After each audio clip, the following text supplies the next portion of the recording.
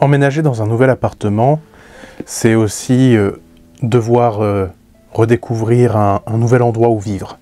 C'est rencontrer de nouvelles personnes, mais aussi découvrir de nouveaux secrets. Et parfois, ces secrets sont plus étranges que d'autres. Est-ce que vous êtes prêts pour une nouvelle histoire au coin du feu ?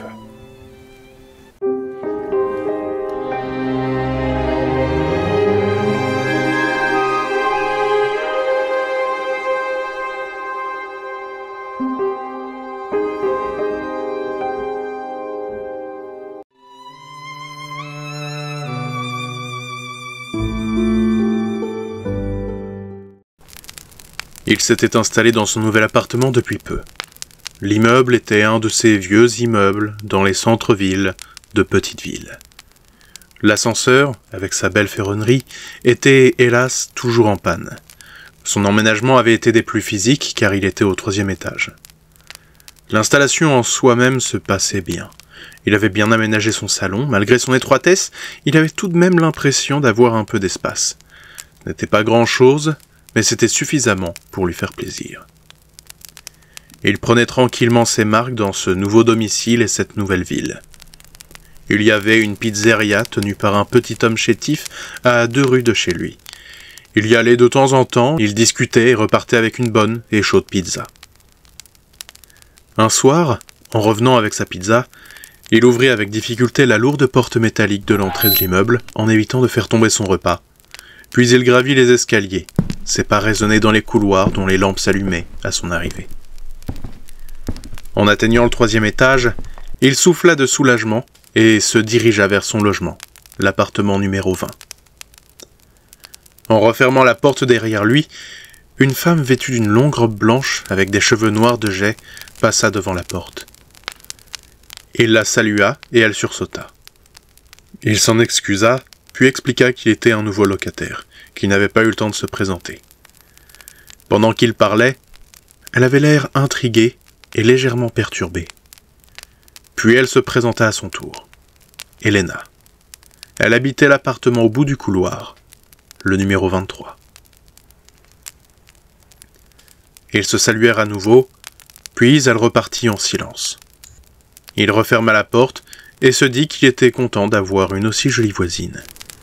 Puis alla s'installer devant une série le temps du repas. Le temps passa, il fit connaissance avec plusieurs autres habitants de l'immeuble, tandis qu'il se sentait de mieux en mieux dans les environs. Un soir, en rentrant du travail, il croisa dans le couloir, juste devant son appartement, Elena, qui semblait un peu perdue. Il lui demanda si elle allait bien. Elle lui répondit avec un sourire. Puis il lui retourna la question. Il raconta sa journée, puis il proposa de rentrer dans son appartement pour discuter, au moins en s'asseyant. Elle le remercia de l'invitation, mais dit qu'elle devait encore ranger chez elle, qu'elle n'avait pas le temps. Il répondit qu'il n'y avait pas de problème, puis ils se quittèrent. Le lendemain, en plein après-midi, des coups firent sursauter le jeune homme. Il était installé à son bureau, organisant ses documents administratifs. Il se rendit à sa porte et eut le plaisir d'ouvrir celle-ci pour Elena.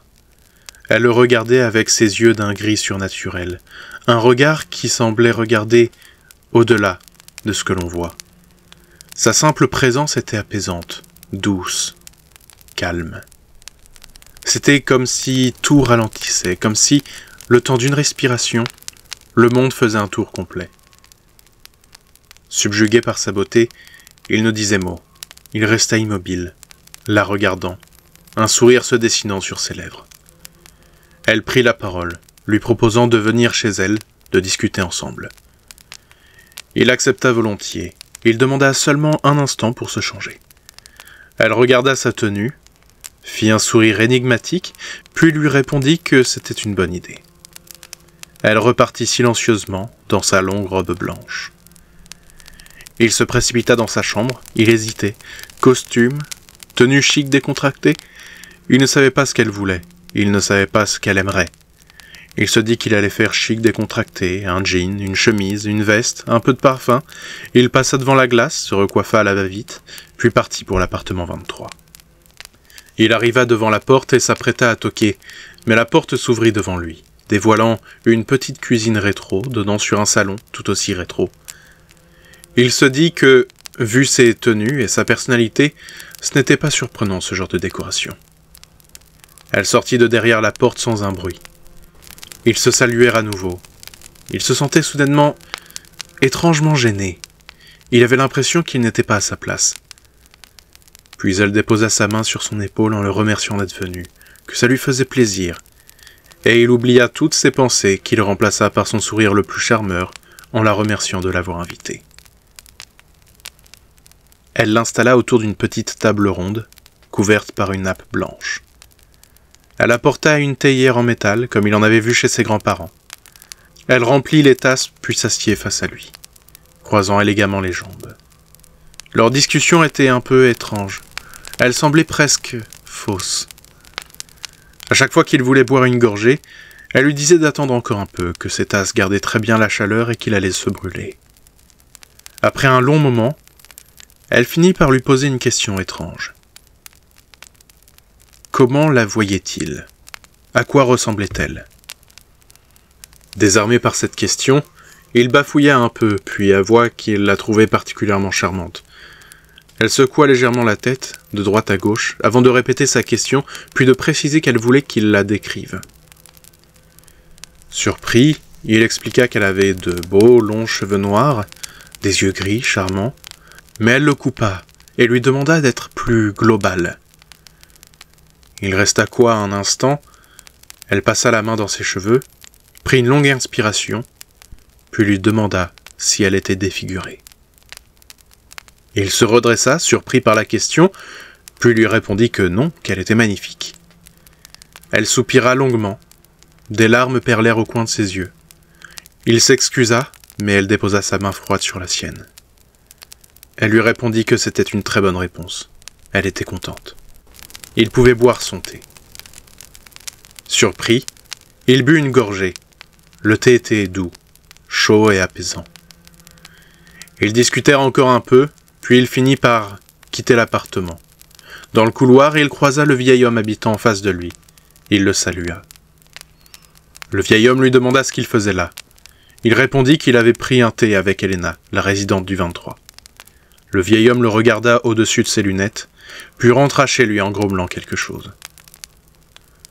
Quand le soir arriva, des petits coups résonnèrent à la porte d'entrée. S'attendant à voir Elena, il se précipita pour ouvrir.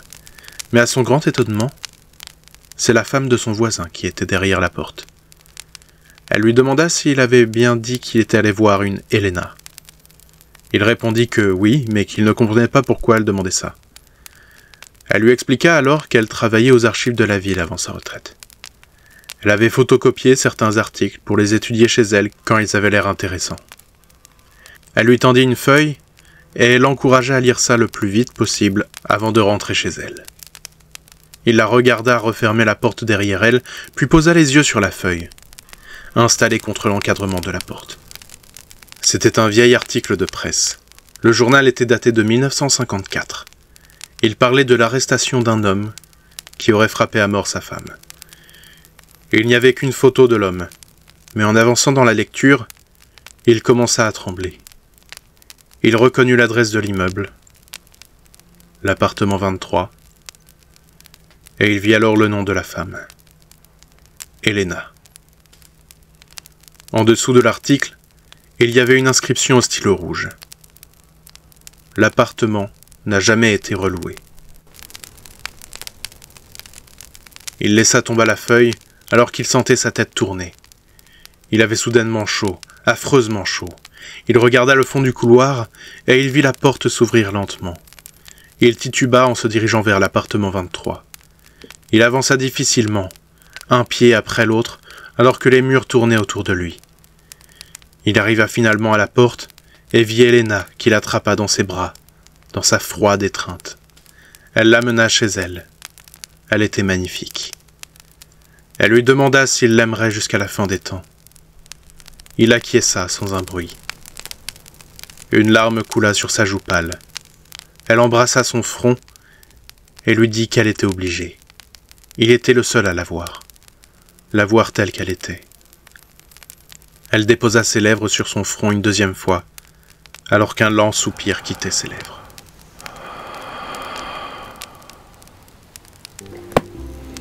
Eh bien, j'ai l'impression que cette histoire était assez triste. Mais peut-être que ainsi, un peu de cette tristesse pourra disparaître ou se changer en quelque chose de plus joyeux, on ne sait pas. En tout cas, j'espère que cette vidéo vous aura plu. N'hésitez pas à me dire en commentaire ce que vous en avez pensé, ce qui se passe dans votre esprit quand vous entendez une histoire de ce genre. Et n'hésitez pas à me suivre sur les réseaux sociaux, à partager la vidéo, à mettre un pouce bleu. Et moi je vous dis à bientôt pour de nouvelles histoires au coin du feu.